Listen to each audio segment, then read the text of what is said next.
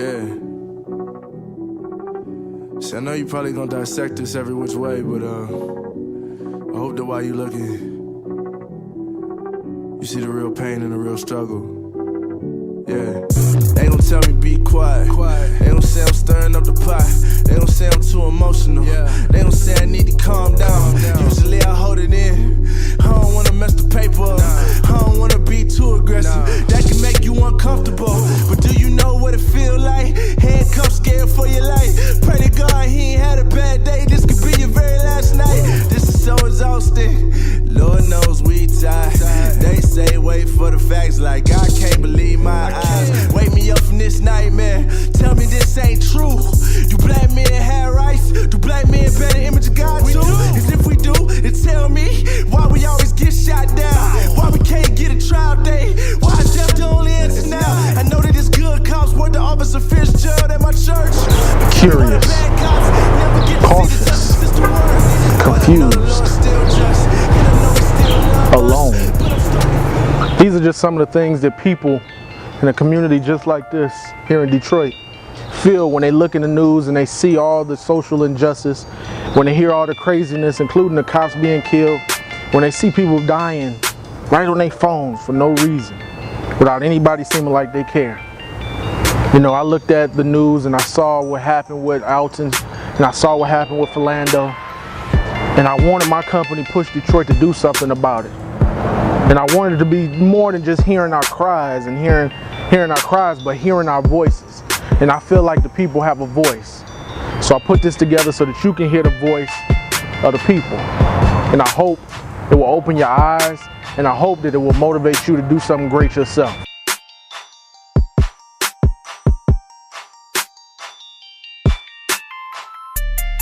Nobody comes in this world knowing that they black or white. All you know is you're a human being and you have feelings just like the next person. I mean, at 33 years old, I just had to have some of my first realest conversations with my son. And I have 3 boys. My oldest son is 10 years old. And I had explained to him the same thing I remember when I was 10 years old. And my mom had to tell me like, hey, you may not understand this now, but in this life, it's not given to you like it is people in other ethnicities. Like, you don't even understand that you black because I didn't raise you in a fashion just to know like you're black, but you are. So you have to take 3 or 4 times the extra precautions as anybody else does. For that same degree, for that same job application, for that same house, you're gonna have to work 4 times as hard. People aren't acting like people, they're not acting like human beings. I believe that in the system, there should be a policy or a program, if need be, where police officers, they can be on the force for a long time. I can understand the pressure, I can understand they can get numb to the fact of their jobs. But what I believe should be done is they should have a examination to examine them, give them a questionnaire on how they should behave, test them, you know, to see where their head is at. And if they're insensitive, then they need to take a break, maybe get another job. Hi, my name is Donna Elaine Canty. I'm the founder of Wise Owls, Bring Into Being. And it's been a lot of things that's going on in this world. And I have 2 small children. One is 8 and one is 6.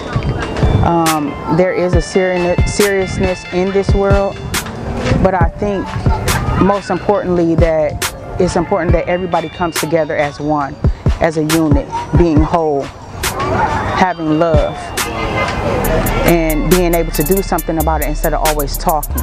We have so many people that's talking about things, but nobody is actually doing something about it. I understand there are senseless violence, senseless crimes, senseless shootings that's taking place, but what are we actually doing about it? officer. I was trying to find somewhere to park, sir. Put your hands on Can the you steering put your wheel. gun away, sir? Put your hands on the steering wheel. Bro, I'm at work right now. You're at work right now. Yes. I'm telling you, yield for a police officer. I tried to Now, pull I'm over. for almost a quarter mile. Yo, fam, I Put turned your into. phone down. Give me your license and registration, sir. This is crazy. Put your phone down. Give me your I'm license putting my and phone registration. down. Put your phone down. My phone's Give not me your even in. license and registration. Fam, my phone's not even in my hand. Pull down your window. My window's down right now. Pull down your window. Man, I'm getting my Sir, license for you. pull down your My window. window It's is gonna go down. 2 ways. It's gonna go bad to real bad. What's Pull down bad? your window. Sir, here you Pull go. down your window now. Sir, for Pull what? down your window for my safety and your safety. Pull down your window. My window's I'm down. about to pull you out the car, man. Pull out your For window. what? Pull down your window. Sir, you about to kill me right now? Pull down your window. Sir, here you go. My window's down. Registration as well. I don't Fail to have my provide regis- registration. I don't Won't have be it. arrestable offense. I don't have it. Give me your registration. I don't have it. All right, step out the vehicle for me. Sir, do I have to, what do I have Step to out the car. Sir, I'm afraid right now. You're I don't. afraid? Yes. Step out the car. I'm gonna Yes. pull you out the car. Step For out what? the car. You gonna pull me out the car Step for out what? the car. Sir, what did I Step do? out the car. Dude, I'm telling you, this is gonna go bad. Dude, Step out the car. I'm at work right now. I have a pizza in the I back don't seat. care. Step out the What car. do you mean you don't care? Step out the car. Open the door. Sir, I'm not Open the doing door. anything wrong. Dude, open the door. You failed to stop. Open the door. I turned right here. Open the door now. So we were on Open the highway. the door. Sir, I'm not going to move out the Telling car. you, get out the car, dude. You're pulling a gun on Get me? out the car. Get out the car. Sir, can you call Get for out the backup? car. I got backup. Get out Sir, the car, can you dude. call for backup? Dude, get out I the car. haven't done anything Get out wrong. the car. Hey, sir, get out the car. Why are y'all doing this to me? Get out the Sir, car. you're Stop. reaching in my car. Get out the car. You're trying to, Get out what the is car, going dude. on here? Get out the car. Sir, what are you doing? Get out the car. Sir, Get out the car. Stop rolling the window up. what am I, can you tell me what I've Roll the done? window down. Can you tell me what I've done? Roll the window down. Can you tell me what I've done? We're gonna let you know, but we already telling you to get out the Sir, car. but can you tell me, I'm at, hold up. Get out the car. The reality is we live in a society where we got targets on our back, where we are endangered. As a black man who's trying to raise my family the best way I can with 2 young boys, a wife, living in the inner city, I know that I got a target on my back. But I'm also educated. I'm also have God and Christ in my heart. So I know that I got things that I can use to fight against that, but not everybody has those things. So it's the job of me, people like you who watching this, to motivate, to push other people. Yeah, we in danger. Yeah, they out to get us. But I don't mean that they will get us.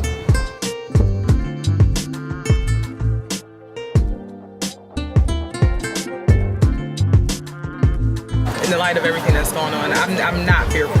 I'll say that. I'm not scared of anything. And I'm not changing who I am because of what they're doing in the streets. However, I will say I am concerned for our black men, for our women even, who can't do good in this society without possibly getting gunned down and dying. I think what needs to happen is we need our blocks back. We need to get our block clubs back. We need to police our own streets. Back in the day, if you got in trouble on one block, your mama knew on the next block because they let them know we were in charge of our own streets. We didn't need police. But if we did, they were there. But we had our stuff together. So that's my thing. We need to be active, and we need action. Yeah, of course. It's always been that way. I've always had to be leery, or you always had to be mindful of yourself and how you carry yourself in regards to where you may be. So, it's a challenge out here, and all I can do is each one teach one, and try to conduct myself and try to help others. What we need is a leader, not an Al Sharpton, not a Jesse Jackson, a Jesse Williams, or somebody just that can make something happen. We need to understand our value to this land that we live in. We need to do something that will cause change. I know a lot of people say, watch where you spend. If we take pride in what we are and what our money carries, then yeah, maybe that's possible. We see how the Bloods and the Crips and the gang members come together. That's good. But will it make change happen? I think we need to come together, have a solution, a great solution. Say the same thing, move the same way. Maybe we can get some things to change that work in our benefit. When we look at state-sponsored violence, particularly anti-blackness, which is really systematic and has always been here since the advent of this country. You can find as many interesting facts in looking into why it happens as to why it doesn't happen to other communities as pervasively, as insidiously. Because you can always make an excuse, well, it just so happened to be Flint, but, you know, and this is the same with black bodies in the streets, with cops shooting people down that are unarmed. So you have people whose voices are not as easily heard, whether that's because they are low income, whether that's because they're disenfranchised, whether that's because they are immigrant community, whether that's because they're black or brown. So it's much easier. Who do you bully if you're a bully? You don't bully a big kid. You bully somebody who's probably not going to clap back at you. So we have to, you know, there's nobody ever in the history of the world that's gotten respect that didn't demand it. Or what this is really about is us looking at each other, seeing each other, and demanding the respect that we deserve from each other, as well as the outside community, because you can't have one without the other. If I kill somebody in the street, am I probably going to go to court or face penalty? Why, if I have on a blue shirt and have a government-issued gun, can I get away with murder, by and large? Is that fair? Are these American rights? A more basic question, are black people American? Are black people human beings? I'll go that far. That in many occasions, silence becomes betrayal. And I think that right now, if you can still be silent, it is a betrayal to all of us. I put on my Facebook page that I would never, ever, under any circumstance, advocate violence. Right now, this isn't about violence. It's about survival. It's about our people, our men and our women being hunted, our children being sacrificed, and us being too afraid to speak up. I don't want to talk to anyone but the so-called middle class, the educated, those who have graduated from the HBCUs, those like myself who have come out of the University of Michigan, the Ivy League colleges, those who supposedly know better. We have to do better. We are in a position to make change.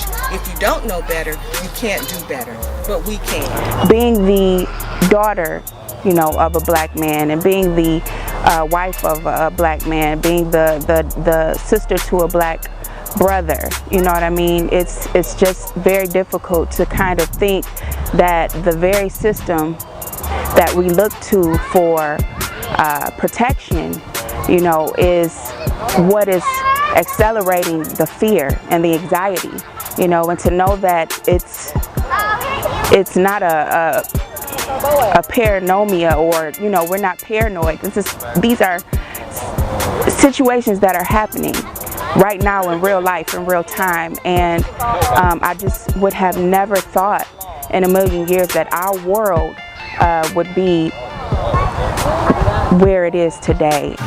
I think it's a shame what happened with our two black men in Minnesota and Baton Rouge. But I also think it's a shame for what's happening to our black men generally in our society.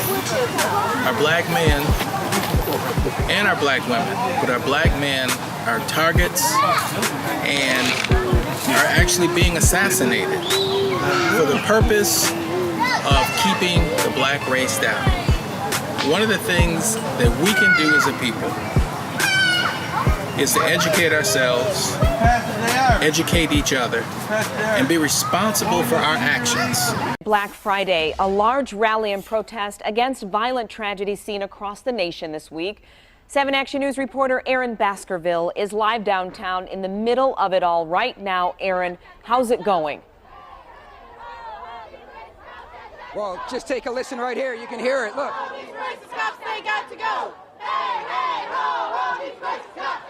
There's about 1,000 or so protesters. They just hit the streets just about a half hour ago, taking over all of downtown Detroit. They were moving north on Woodward, and just check it out. A lot of people, they're angry, they're fed up, they're demanding change. And we've been walking with them for a while. You can see all the different signs. It's an unbelievable scene down here. They're calling this Black Friday, and they're telling me tonight they want their voices heard. So my question to you is, what will you do about it? Will you just sit there on your couch, watch it on your phone, and say, all right, it'll die down, we'll talk about something else tomorrow? The news will talk about something else tomorrow. My timeline will be filled with something else tomorrow. Or when you come out into this community, come out into this block with people that need you, people that's dying, people that's hurting, people that's endangered, and help push them to something great. See, Push Detroit is gonna be there. I'm gonna be there. But I can't do it alone. I need your help. I need your support. I got God, but we need some more soldiers. So get with me here at Push Detroit. Visit me at pushdetroit.org if you want to sign up or if you need some more information, or you can contact me on Instagram, on Twitter, however you need to. Let's keep pushing.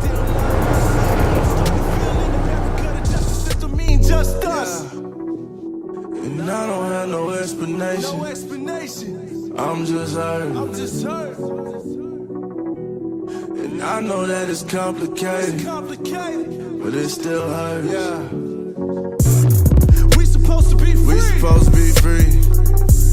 And why I feel like chains hanging on me? If we supposed to be free, why I feel like chains hanging on me? If we supposed to be free, why I feel like chains hanging on me?